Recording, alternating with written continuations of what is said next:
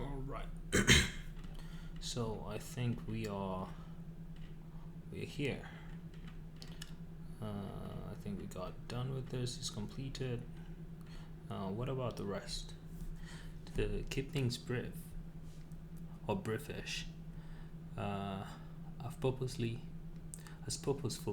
left all of the constraint out of the example code. This means that our types are very similar to those we started with in chapter 2, loose and dependent on implicit assumptions in order to be correct. For instance, all those strings are suspect as usual, so I think he's talking about that this and this, right? So we have to investigate what this string really mean and what this string here in task really mean, right? So we have to understand. We have to say, okay, if this is a name, what actually does it entail to be a task, and can it be repeatable, right? Can so if one of the steps in task is called something like bring clothing or bring clothes, and you put it as a list of things here, right? Like as this is a list of tasks or steps to complete in our template. You're gonna have the name of the template, and you're gonna have like bring cloth, right? You're gonna have two forms of bring clothing. Are they accepted? Because a list, to my knowledge, are not unique. They are ordered, but not ordered. By ordered, I mean they come in the way you insert into them, right? So if you say clothing and then you said shoes, you insert the shoes, it's just going to be clothing, shoes. So, and then if you insert another new step, you call it clothing, is going to be clothing, shoes, clothing, correct?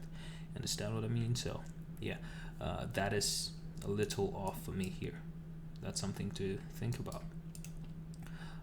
Loose, dependent on implicit assumptions in order to be correct. For instance, all those strings are suspect. They should be completely unbounded. Should they be completely unbounded? Would 12 fire emojis be a valid template name in our domain? What about making sure our steps are unique within a list? Exactly what I was thinking about, right? That's pretty fundamental. That's a pretty fundamental requirement for what it means to correctly construct a template, correct? So you don't want something. So here, my immediate thought is if you have a task, right, it should be like a set. You know what I mean? Like this should be a set.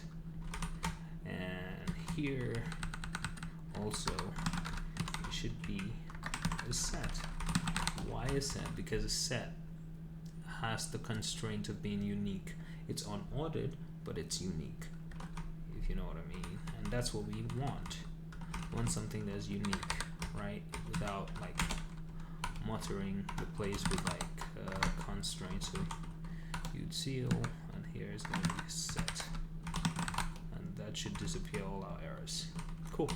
So that, to me, I think it corrects that. Alright, so everything you have, and I do this as opposed to having like a canonical constructor that does like the constraining first. This way, if our set sees, oh, you added a task and the task has this object of like whatever,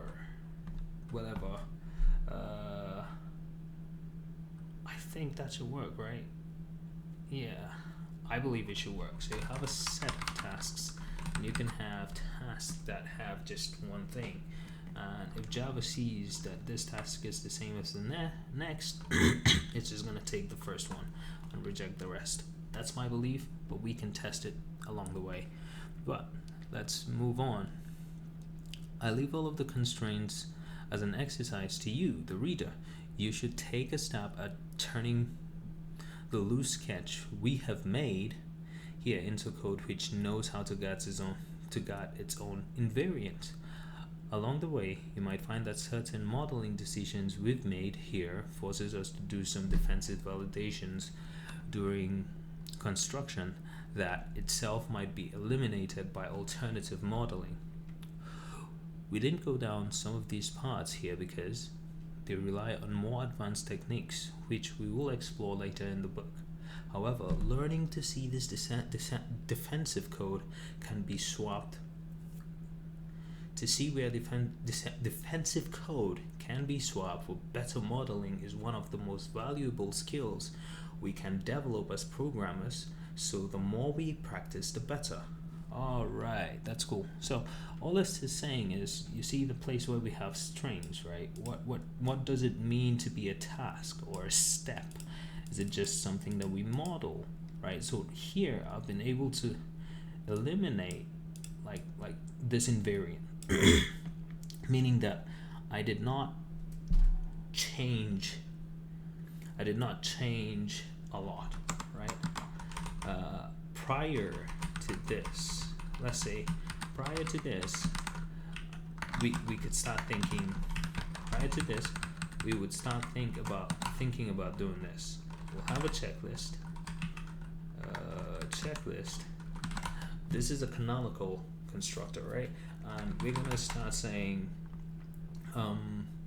we need to go over each list, put it in a map, right? We can put this in a hash map, right? And say, okay, we can say, okay, we're gonna, for uniqueness,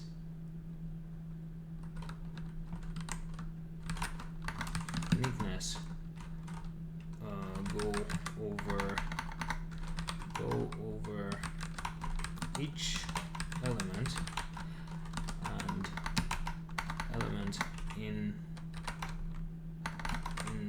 the task lists to make sure it is unique. If not unique, remove duplicate and return a task list of unique elements. Right, so we'll have something like this, right? But now if we take this out, now we bring something more constraint, right? We say, now we know this is gonna do for us. It's a tool and we have all the things that we need. We don't have to like spend this mental energy on things that we can have the program work that exercise for us. That's my thinking process. And with this one though, I don't know if this is enough, but if we ask ourselves what a task is or what a step is, it's just a label of what to do, right? Can a label have an emoji? Probably not. So here there may be like some task, like this is where we add more constraint, right? Because I'm not really clear on how. I guess you don't want Unicodes, you just want letters, right? And the letters should make sense, correct? You know what I mean? Because, yeah, I don't know. So it should make sense. So you don't want those, is my belief. So you want to add those constraints here. Is where we add our invariants.